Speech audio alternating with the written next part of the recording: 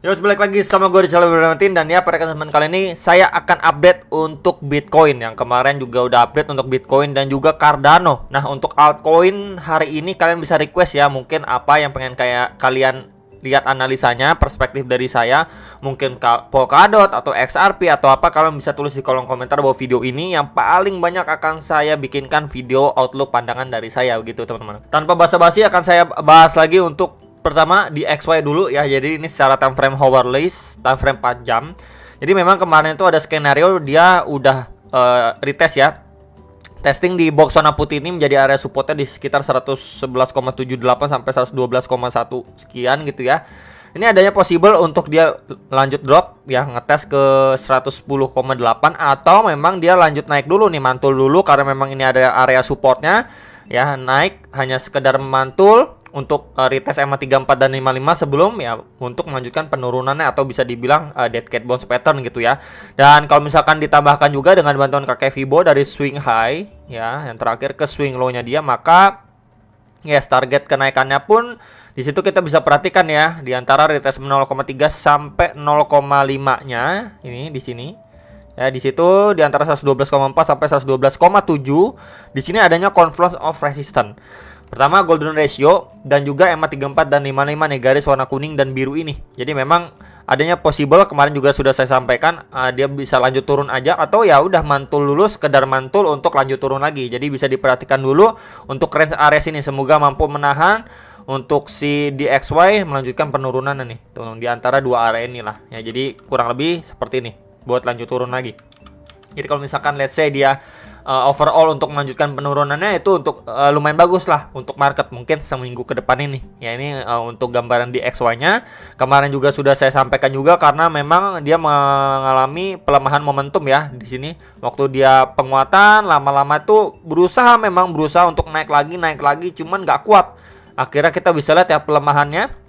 Kalau misalkan kita bandingkan yang di sini ya. Ini pertama kali teman-teman di sini. Ya, tuh.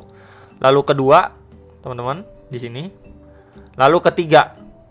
Nah, yang ketiga kali malah lebih powerful, menunjukkan memang momentum dari DXY untuk lanjut naik itu udah sangat berkurang ketika memang dia mulai start pada ini 4 Oktober, teman-teman. Ya, jadi memang adanya possible untuk dia at least melanjutkan penurunannya kembali. Next ini untuk si USDT dominance secara time frame 4 jam. Jadi memang kemarin juga sudah saya sampaikan ya, saya ambil dari swing low di sini, teman-teman.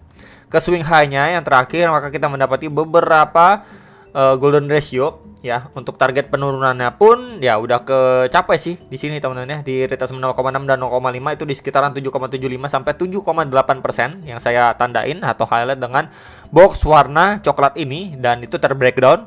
Di situ adanya confluence of support sebelumnya. Ya, kenapa? Di area situ sebelumnya menjadi resisten ya, resisten and then di flip menjadi support. Gitu kan.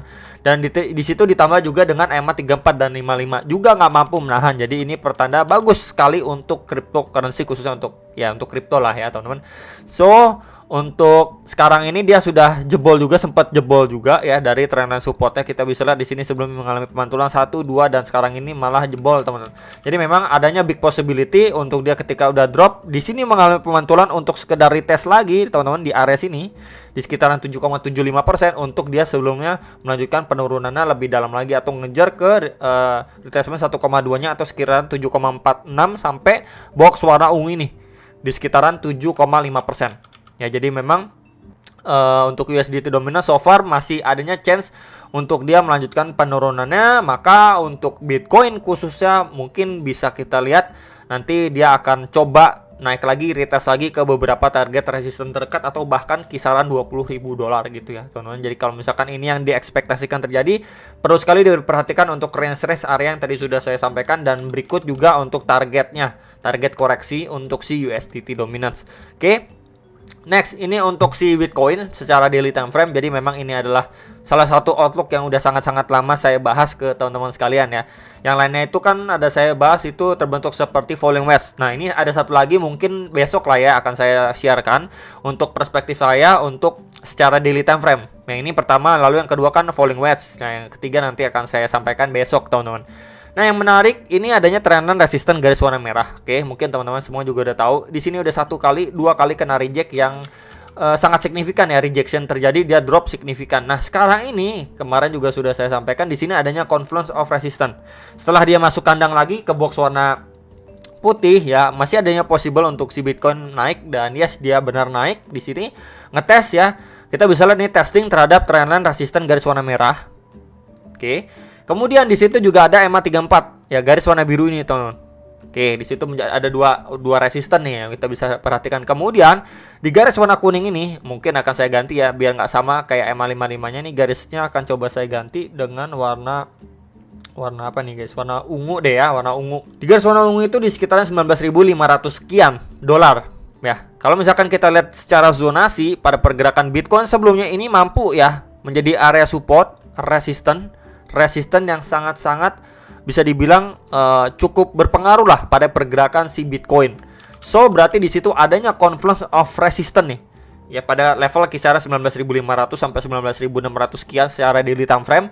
And then yes, kita bisa melihat dia sekarang ini posisinya mendapati rejection. Ya, hopefully walaupun bar red candle, semoga red candle-nya itu nggak pekat atau nutup closing di bawah waktu open candle bullish sebelumnya ini di sekitaran 19.200. Semoga closing candle-nya itu di atas 19.200 atau much better kalau misalkan dia mampu close di atas 19.300-an dolar aja secara daily ini mampu nutup di situ, itu chance-nya malah lebih bagus lagi untuk Bitcoin. Maybe malah bisa untuk melanjutkan penguatannya atau bahkan breakout dari trend dan resisten ini. Dan jangan lupa juga teman-teman ya, di sini ada EMA55 nih, garis warna kuning. Nah itu kan nanti dia bakalan jalan juga nih, indikator kan lagi kurang lebih seperti itu kan, nyamperin maybe nanti di sekitar ya 19.800 sekian sampai sekitar around 20.000 dolar. Itu menjadi area sangat-sangat krusial untuk si Bitcoin. Dan nanti juga bisa kita perhatikan sama-sama volumenya bagaimana, apakah diiringi dengan volume yang cukup besar atau malah volumenya membeli malah harganya naik. Wah itu hati-hati, bisa aja yang namanya bull trap teman-teman ya, karena juga menunggu ya nanti ada beberapa news event penting di minggu-minggu ini. Jadi ya persiapkan juga teman-teman, segala skenario itu bisa terjadi gitu ya. Event yang terburuk pun ketika memang dia udah breakout, yang kemarin juga sudah saya sampaikan, wah orang-orang udah yakin wah ini kayaknya bakal lanjut lagi to the moon, karena memang trendline resistance ini udah di break sama Bitcoin, malah dia cuma sideways aja di sini. Sideways malah terbreakdown gitu teman-teman ya. Jadi ini mungkin banyak juga yang bilang pattern tahun 2022 ya teman-teman. Jadi bisa diperhatikan dan diwaspadai jikalau memang ini yang terjadi gitu ya. Oke, dikasih breakout, memang di breakout kemudian sideways langsung dibanting. Tuh teman-teman, banting yang mungkin masuk lagi ke kisaran 18.000 dolar gitu. Itu yang benar-benar perlu diperhatikan dan diwaspadai secara daily time frame. Kemudian untuk daily-nya pun RSI juga sudah mampu ya, ini sempat break dari level 50, cuman dia belum mampu maintain atau bertahan di atas level 50 RSI daily.